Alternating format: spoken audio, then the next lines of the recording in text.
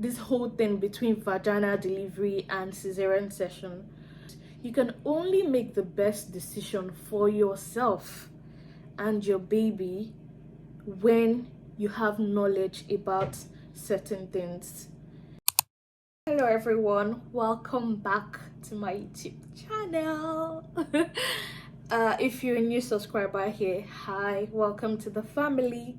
My name is Judith Eagle, and if you're a returning subscriber, thank you so much. Thank you for sticking here, thank you for being around here, thank you for watching my videos.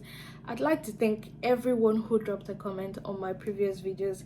God bless you, thank you. So today's video is going to be quite a sensitive one. Yeah, I'm going to try and keep it pretty short and simple, and explain it in the best English I can. So yeah, the first thing I'd like to talk about today is before you become a mom, just prepare your mind that it's not going to be about you again. Like, I mean that in nicest way possible. When you're pregnant, I mean, people call on you, people check on you, ask you how you're doing and all of that. But the very moment you drop that baby, you pop that baby out of your, where it comes out from, it's not about you anymore. Sadly it's not about you anymore, because you get calls. Majority of your calls are always going to be about your baby, or how is the baby doing.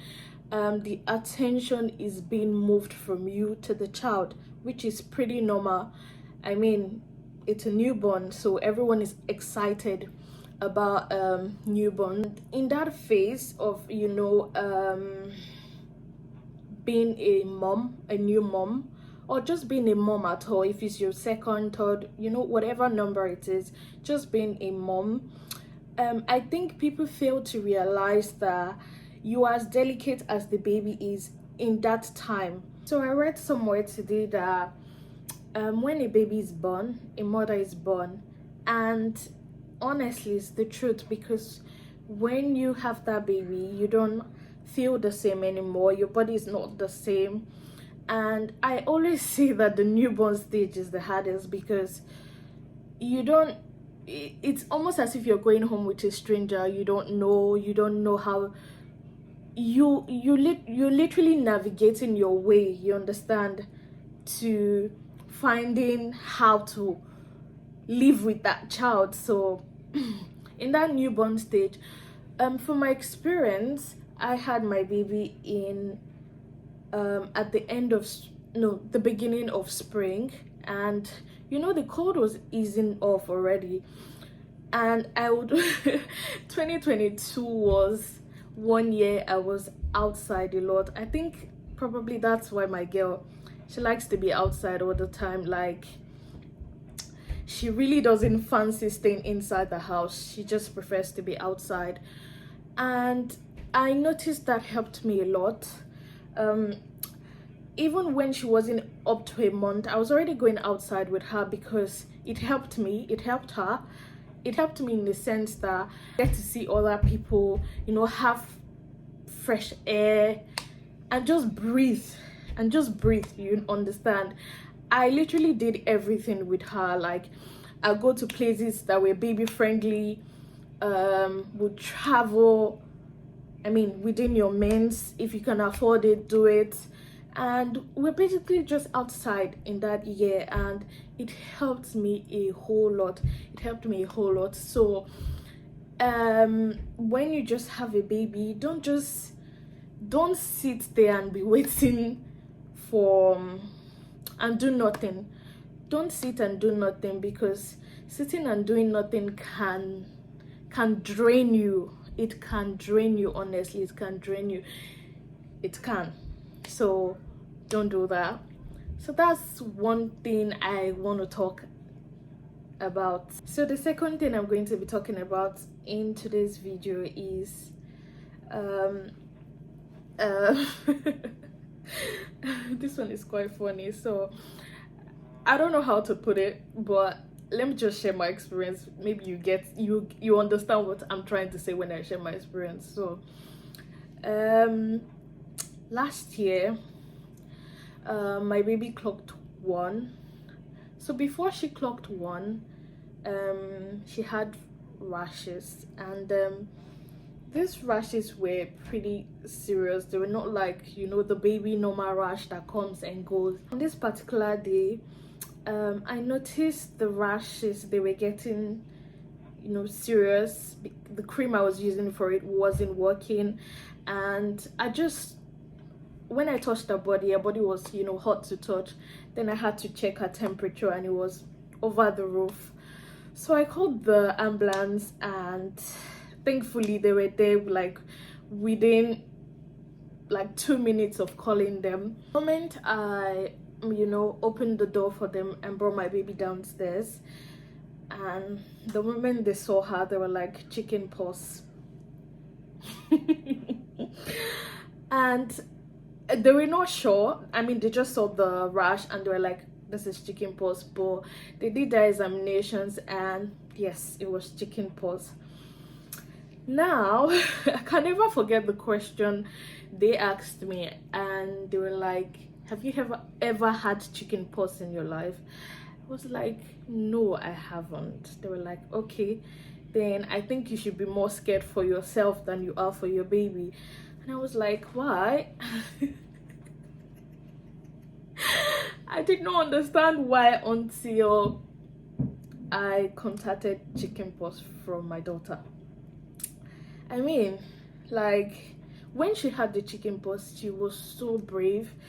Like, in fact, that period was one of the most draining moment for me, because I had plans. It was weeks to her birthday. We had arranged for a photo shoot and all of that, and she was not feeling fine, and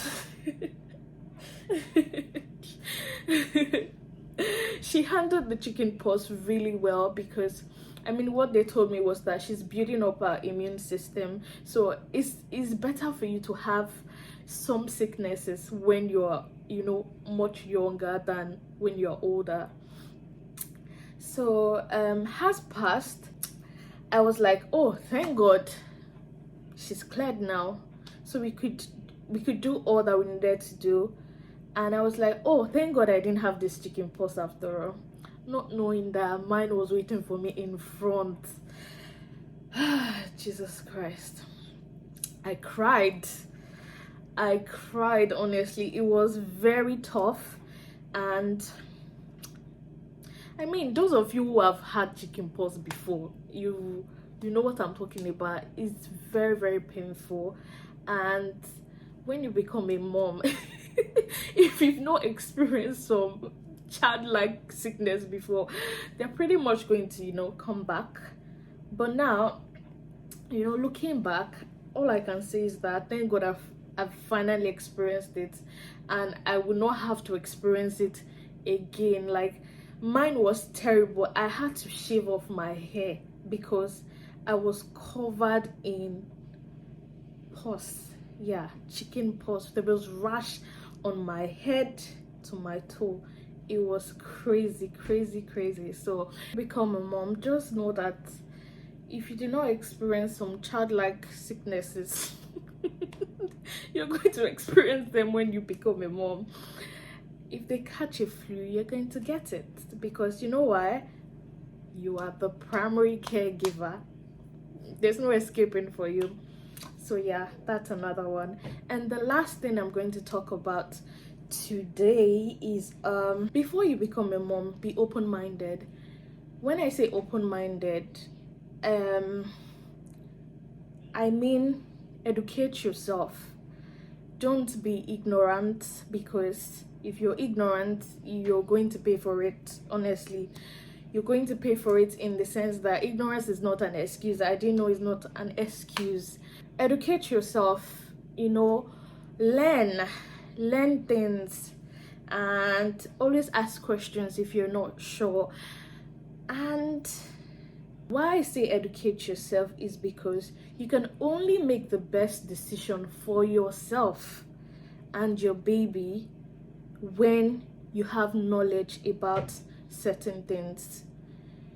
If you don't have knowledge about certain things, you're just going to let people make decisions for you when you should be making decisions for yourself.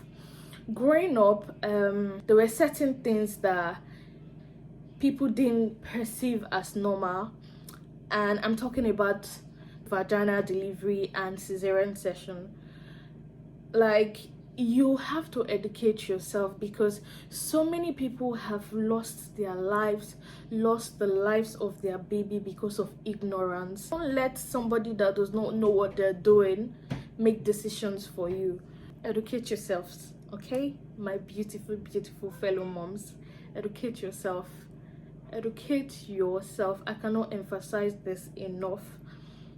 Please do educate yourself. So I'm going to be ending the video right here, and please don't forget to like, share and subscribe. Please subscribe to this channel, please and please. I'm on my knees. I'm actually sitting now, but I'm on my knees on in my mind. Please subscribe to this channel, like my videos and share. I have wonderful and amazing things in store for you guys. We're all here to learn, so let's learn from each other. Thank you.